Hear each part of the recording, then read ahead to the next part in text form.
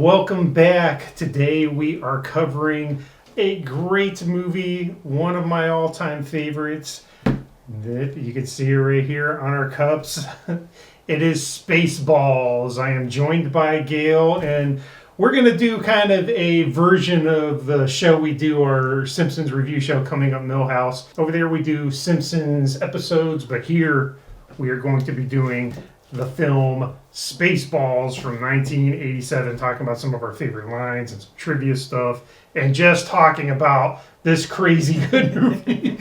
But first I want to ask Gail, when did you first remember seeing this? How far back? It was definitely around the time that it came out, but I don't feel that we went to the theater to see it. I can't remember the theater experience, but I do remember watching it on TV multiple times, like VHS. Yeah. We didn't get a VCR until probably 88, 89, but I had friends and neighbors who had VCRs, and so one friend for certain, her dad would always go to the video store and get movies when they first came out and illegally dub them.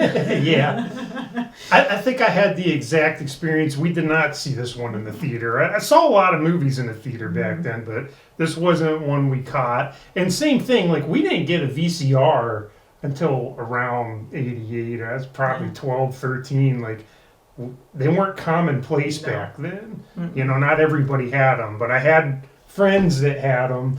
But I really think the first time I saw this was renting it from a small mom and pop store. The family rented it. It wasn't like me, you know. No. We would go there, and it was just great because we were all sci-fi fans. You know what I mean? Like Star Wars, Star Trek, that was all just kind of a part of the household. So a parody of that was just right up our alley. And you know, a lot of the jokes went over my head. Sure. And we'll talk about that. But and then somehow, I don't know if like my sister got a copy or downloaded it, like you said, from somebody. My sister was a big Mel Brooks fan. Shout out to Wendy. I know you love this movie too. And we got a copy of it. I don't know if it was taped off a TV or if it was bootleg. I don't know any of that, but we ended up getting a copy, and I watched it a lot. Yep. Because I just loved it, and it's one of the movies I can just throw on and never get sick of the jokes and any of that. So it's just great fun, you know. And of course, it's just riffing on all the stuff I love. Absolutely. It makes fun of a lot of things. Yeah. It's a great parody movie. It is amazing. And then, you know, of course, Mel Brooks. I mean, you can't go wrong. This is him at the top of his game, I'd say. One thing we like to do over Coming Up Millhouse is just say lines that we think are funny and why. So we're going to start with that. Give me a line that just sticks out. I mean, there's a million lines in this. 100%. And you can pick one in every scene. But just give me one that resonates with you, and we'll talk about that. So I have to go with, it's so goofy. There are so many lines, but the one I think that sticks in my head and sometimes comes up in my life for some reason is 1, 2, 3, 4, 5. That's the stupidest combination I ever heard in my life. It sounds like something an idiot would have on his luggage. Yes, and then of course, President Scroob has that as his luggage code. Yeah, because he makes Colonel Sanders read the code out, and he does, and he's like, amazing, I have the same combination on my luggage. Oh my gosh. And then just kind of jump into some trivia things, because we'll talk about that as we go into our lines and scenes, but I thought it was fun to note that Scroob is Brooks spelled backwards, an anagram of Brooks. So that is clever. And I didn't pick up on that, you know, for a long time until eventually. I didn't realize that it had a B at the end of it back in the day. Watching it, I thought it was President Scroob. So, which fits that character. It fits, actually. So, Screwball. Just I love it. It's great. What about you? All right, so you know I say this line a lot, but because she's got to put up with me going around the house saying Simpsons quotes and stupid movie lines all the time. It's something I do. What he does. Anytime you're making something with raspberry jelly, 100%. you will recognize. So of course they jam the radar, and Lord Helmet sees the jam coming off of the radar screen, tastes it, and he's like, raspberry. There's only one man who would dare give me the raspberry. Lone Star. So anytime she's making something that's got raspberry in it, she has to put up with me going, there's only one man who would dare give me the raspberry. Which, as a baker, I make things with raspberry quite a bit. A couple times a month, actually, so... But hey, a man's got to do what a man's got to do, right? It's true, and see, this movie just is the gift that keeps on giving. It is, it is. What about another line? I'm sure you got many. I have so many I don't even know. We're doing 3, right? Yeah, let's do 3. Okay, yeah. so I'm not shooting this thing. I hate guns. My hair! He shot my hair! Daphne just goes ballistic. Yep. And even putting Rambo to shame a little bit in that scene. Yeah, because Dot Matrix that was pretty good for Rambo after they were trying to play it off that's good for a girl. Fine for a girl. Fine for your first time. Fine for a girl. What are you kidding me? and Daphne Zuniga's great casting. Mm-hmm. Bill Pullman, he's great as Lone Star. Fantastic as Lone and this Star. was like one of his first things. Right. And going back to trivia, I read that James Caan was up for that role. Now, I love James Caan, but apparently he was going through issues. I'm not going to disparage anything, but they couldn't insure him because he was having some personal issues going on. And so they just cast Bill Pullman, who Mel Brooks liked, but really hadn't been in anything. No, he really hadn't and been. He's great. He's so good. He's fantastic in this. 2 other actors that were up for the role of Lone Star, Tom Hanks. No way. I didn't know that. Tom Cruise.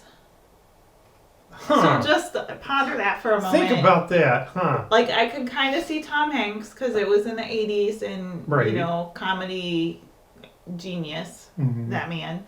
This would have been around the big era, and he did a lot of comedies back then. So I could see Tom Cruise. No, that is a contender for Hanks, but I wouldn't love it as much as I do. I don't think. I don't.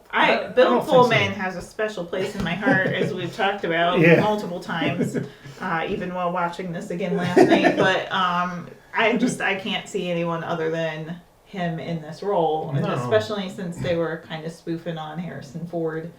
Lone Star comes from the Ford Galaxy, and just little spoofs on that. He has that rough edge around him in this role, and his comic timing is great, and then just another fun fact is that the Winnebago is the Eagle 5, and then in a future role when he's in Independence Day, he's in the Eagle 1. Nice. So, yeah. I dig that. Throw back to Spaceballs there. Yeah. And it's, we have this movie to thank for us getting Bill Pullman in stuff later. Yep. And he's always had, in my opinion, a really consistent, good career. He's been in lots of things I like. So I'm very glad that it worked out like that. I mean, Tom Hanks might have been cool, but I mean, he did okay, So. All right, well, another line for me, and it's just one I pulled. Like I said, I can pull a million lines, but I just went with this one, and it's a TV newsman toward the end of the movie. And he says, on a sadder note, Pizza the Hut, famed half-man, half-pizza, was found dead earlier today in the back seat of his stretch limo. Evidently, the notorious gangster became locked in his car and ate himself to death. And I say it just for the whole Pizza the Hut thing. Oh my goodness. Because, of course, the voice of Dom DeLuise is Pizza the Hut. And Pizza the Hut because of Pizza Hut. You know, it's Right, It's just and then the spoof on Jabba. Jabba the Hutt. Yep, but Pizza the Hut. So you got to imagine like Mel Brooks and the writers sitting there writing. They're probably putting something on a whiteboard. They're like, okay, Jabba the Hutt. We're gonna have a gangster in this. It's gonna be a parody of Jabba the Hutt. Let's see. How about we got Pizza Hut, Jabba the Hutt, Pizza the Hut. Write it down. So they wanted that costume to be as realistic as possible. And so the cheese oozing off of that costume was actually hot and molten to the point where it burned the person that was in the suit. It was not Tom DeLuise. Yeah, he was just refused to be in the suit. So they had to cast somebody else to be in the actual costume. But he received second and third degree burns from the cheese on him. That was melting bad. It was like you can see bubbles, and they just wanted to keep it hot and bubbly, and then they were pouring hot cheese over top of it for that oozy effect. To the point where Mel Brooks wanted to go back and reshoot a few things, and the guy refused to get back in costume. Like, he basically walked off the set. So wow. I don't know if that has anything to do with why he died in the car. Like, maybe they couldn't shoot any more scenes, so they had to quickly write him out, or what. I don't know. I couldn't find any information on that with my quick search, but I thought that was kind of interesting. That is something I didn't know. I mean, you could tell when you're watching it. There's pieces of pepperoni. Oh yeah, and it looks like real. They had to use real pepperoni. Oh, they definitely did. You know, it looks so. They wanted that pizza effect, and so. And then Vinny is like, "Oh, you're delicious." Yes, Vinny, and I just had definitely a spoof on Max Headroom, which was back in the '80s during this era, but he didn't have any prosthetics on, and you watch this. Go watch Spaceballs if you haven't seen it in a while, or at least look up clips. But Vinny's face, it's all makeup. So just the shading effects that the makeup artists did make it look 3D. It looks like blocky and blocky, but there are no prosthetics. I noticed how his hair was like there was hair on his head, and it was the silver of his metal, so it looked like metal hair strands on it. I didn't really, this recent watch, I didn't really look that close before, but I looked close this time, and you can see his hair is colored like the metal. Interesting. It's funny. Yeah, next time you look at it, just look closely behind his face, and you'll see little strands of hair that are colored silver. They just put the makeup all over him, I guess, and did that. Since we're on the makeup journey, currently, conversation with Yogurt, Mel as Yogurt, he actually had an allergic reaction to the gold paint that he put on, and he wasn't sure that he was going to get to finish that role because of the paint. And so they actually lathered him up in Benadryl, and he took Benadryl, and they got through shooting. But he broke out in the hives, and it almost killed him. He had an allergic reaction that poorly, which happened. Yeah, just like the Tin Man. Which happened on the Tin Man, which then segues into the fact that they filmed this on the same soundstage as they did The Wizard of Oz. Oh, man. To the point where there are pieces of the yellow brick road that the people behind the scenes were stumbling across and whatnot. So that's awesome. Plus, they did a parody of The Wizard of Oz as they're walking to see Yogurt. Maybe they were inspired by being on the set. They probably were. Who knows? Let's get into Rick Moranis a little bit, because we talked about Bill Pullman. Rick Moranis as Dark Helmet. This movie wouldn't be as good if they had cast somebody other than him. And I've been on a Rick Moranis kick. We just watched Honey, I Shrunk the Kids. I love Little Shop of Horrors. Of course, him in Ghostbusters is Louis Tully. And this, the dude's hilarious and has done some great stuff, especially in the 80s and into the 90s. Strange brew, eh? Yeah. And so, Rick, if you're watching, because I'm sure you got nothing better to do to watch my channel and to see us talk about Spaceballs, you rock, dude. Very good. What's the matter, Colonel Sanders? Chicken? Again, I could sit there all day and never think of something as simple as that, but it's hilarious. So like we're gonna call this character, we gotta call him something hilarious. I know, Colonel Sanders.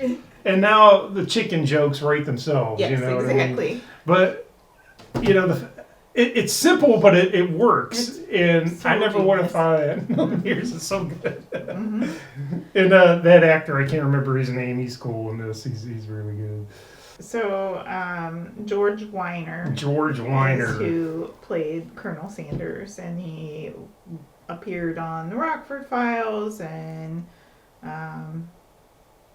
in the Odd Couple, things like that. So good character actor. definitely good character actor that you've seen in some things. Prepare before. ship for ludicrous speed.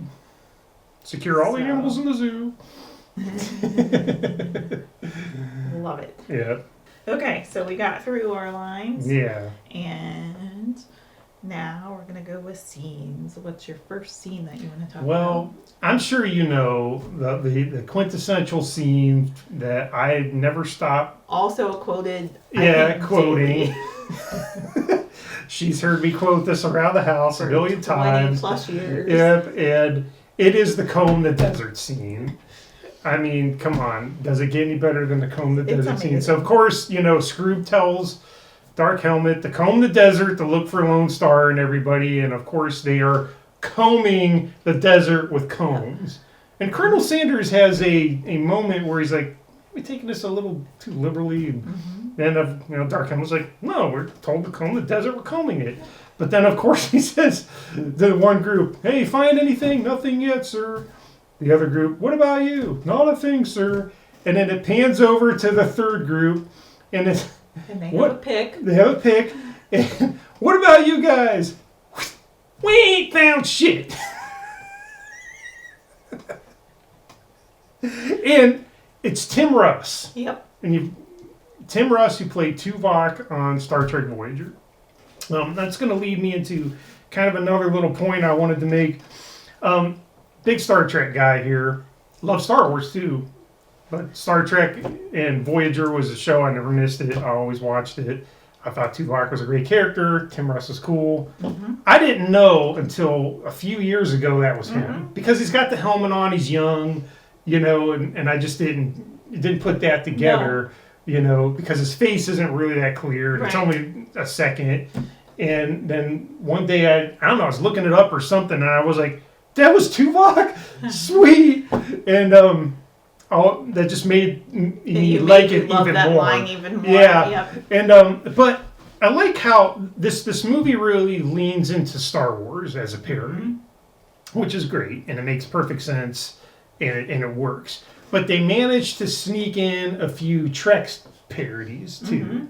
Of course, the President Screw beaming thing, his head backwards, and then a snotty, it's a Scottish guy with a brain. I'm not going to reverse the polarity, sir. And then the Vulcan net pinch. That was two of the Trek jokes that made it into this. And then, of course, we have Tuvok as one of the characters. So that little peppering of Trek in a more Star Wars centered parody is great. They gave it a little. They didn't overload it with that, and then they kept it, but they gave it a little bit of that twist. Just icing on the cake to me. I love that. Fantastic.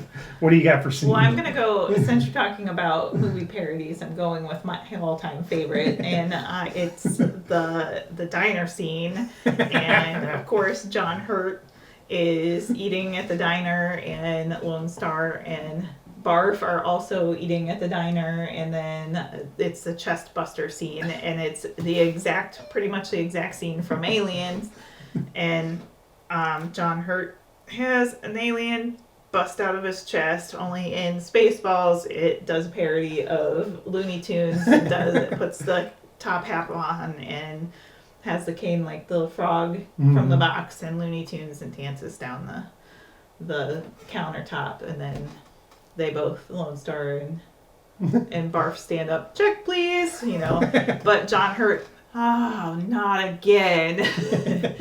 And that scene it's great. It's amazing. I love Alien and that whole series of movies, and it's fantastic. And so I just adding some trivia into this because it's a great scene is that John Hurt played Jesus in History of the World Part 1, and Mel Brooks asked him to do him a favor, meaning there was no money attached to this, and asked him to come on and basically just do a cameo on Spaceballs of this part from Alien. And John Hurt comes on to set and doesn't realize that it's going to be this whole scene again. He just thought he was going to make some weird little cameo, and at that point he thought, darn, I should have asked for some money.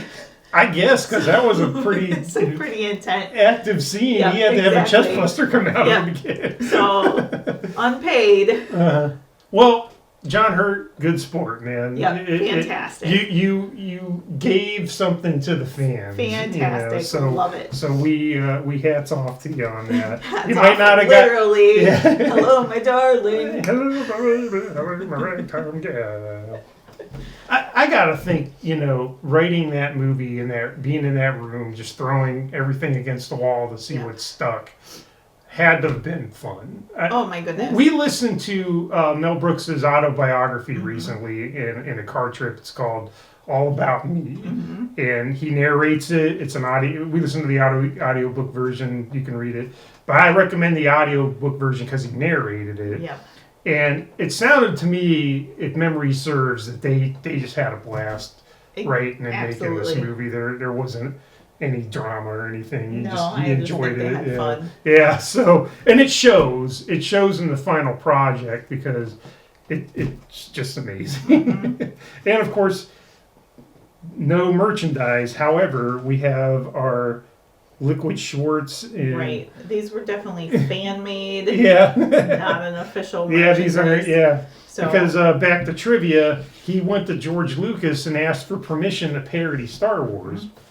And George Lucas said, yes, under one condition, no merchandising, because I don't want you making that kind of money. Because that's where Lucas really had bread and butter, was selling toys of Star Wars. So he didn't want any competition in that. Makes sense. So Brooks was like, cool. So that leads to that whole scene where Yogurt is saying, merchandising, and it's all that stuff. Spaceball, the sheets. Yeah. The flamethrower.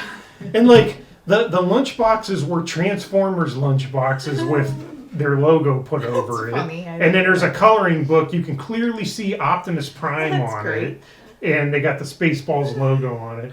And that's why, because they didn't want to make anything for real. No. And then also read that George Lucas loved the movie. He thought it was hilarious. He thought it was really great. Well done. And he even told Mel Brooks that if he didn't parody Star Wars, it wouldn't have mattered because he would have had a fun adventure movie anyway. And Brooks took that to be a great compliment on the quality of the movie. And so everyone was happy. Let's put it that way. Which is good. Makes me happy. Yep. You got anything else to say about Spaceballs? Well, do you have another scene to talk about? Sure, I can. Yeah, I got another scene because we have only done one, right? Right. I wrote 5 down that I could have gone with. You just pick one from the movie. So. All right. Well, why don't you go ahead and give me your next scene? Well, I already mentioned I always drink coffee when I'm watching Radar, which is a fantastic scene in the movie. I'm going to go with, and you already mentioned the radar being jammed, and so I'm going to go with the stunt double capture scene. And, of course, Spaceball 1 thinks that they're capturing the crew that they're after, and they want the princess because they want that free Druidian air, and they're gonna hold her for ransom. So they get all the air, but no, they capture the stunt doubles instead. So there's a very masculine, hairy man dressed as the princess with a mustache and a stogie. None of the characters look like the actual characters, and it's just it was great. It's clever. Yeah. There are, again, so many scenes. There's I won't spoil anything because you might mention another parody toward the end. They do that meta thing, that breaking the fourth wall thing, very good in this, where they allude to the fact that they're making a movie. Yeah. You know, but it doesn't take away, you know, like when they're having their lightsaber battle and their cameraman gets zapped, you know, or, you know, that whole thing about fast forward the movie, you know, because this is the latest thing in home movie technology. The movie comes out on video before it's done, which is, we're probably getting to that at some point. Gosh. I think we're going to have that before it's all said and done. But, you know, I loved how they were able to do that, and it wasn't ham-fisted. It was organic. It felt good, and it was just enough of it throughout to not overstay its welcome. And that was one of them. So when are we? No. Yes. Yeah, we're now. When are we going to get there? Soon, you know, that whole thing. All right, so another scene for me is, of course, the parodies of other properties that I love. Planet of the Apes. So when the Mega Maid, it transforms into Mega Maid, that whole thing with the sucking the air, they blow up Mega Maid, and brilliantly, Mega Maid's head and the hand holding the vacuum cleaner look like the head and the torch of the Statue of Liberty. Falls to the planet, and of course, the Planet of the Apes come. And here's the thing. They look perfect to the Planet of the Apes, which that movie was 1968, and the makeup effects were great for 1968, but this would have been like almost 20 years later. Somehow, I didn't look up any trivia, but they must have dug out the masks or the coats or the outfits looked like those movies. I love those movies. I love Planet of the Apes movies. The original, I like the remakes, but the originals are great. And the fact that they looked almost like they came off the set of the original was a great touch. And of course, they come riding up and they see Scroob and Dark Helmet and Colonel Sanders climbing out of the nose of the Mega Maid. And what do you see? Spaceballs. And then one says, "Oh shit, there goes the planet."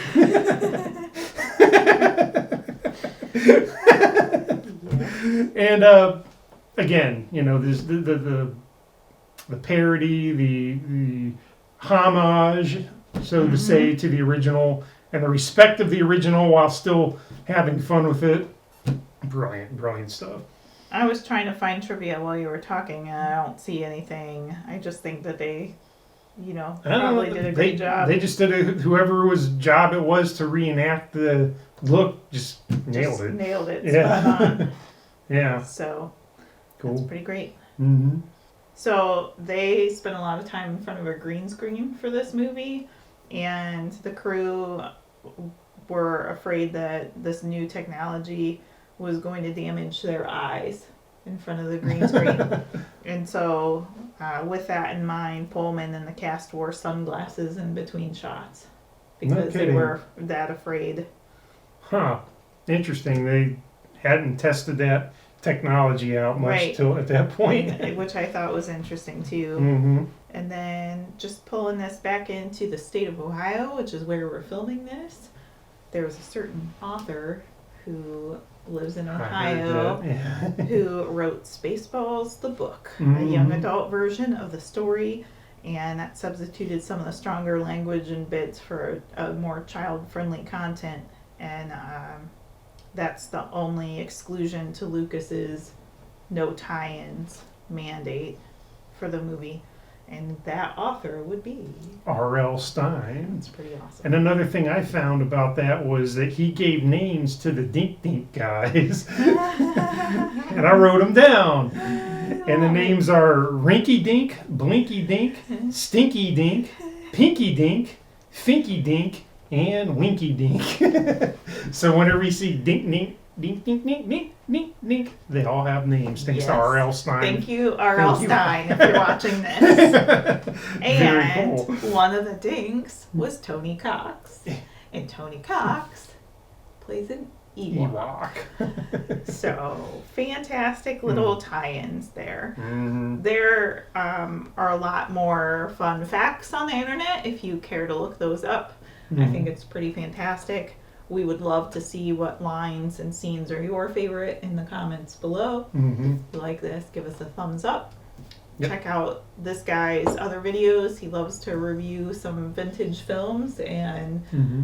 oddly, in 2023, 1987, I believe, falls into the vintage classification. It does. And Definitely retro. Yep, it's definitely retro. I'm having a hard time wrapping my brain around the fact that on the oldies station, radio station now, it's Stuff from 80s the and 90s. 90s. So, Yeah. it is what it is. Mhm. Just going with the times changing. And thank you for watching our episode discussion of Spaceballs. That is right. Check out our other channel coming up, Millhouse. I will have a link in the notes below. And go watch some of those videos. We have a lot of fun doing the same treatment that we're doing here to The Simpsons. You can see our background here. Lots of fun. All right. Thanks again for stopping by. I really appreciate it. Thank you, Gail, for this fun discussion of Spaceballs. I'm sure we'll be back with something else. Because I don't quote just Spaceballs walking around the house, I can tell you that. It's true. I quote many other things. And we will get into some of them. Tune in again. All right, thanks again, and we'll see you later. And until next time, have a good one.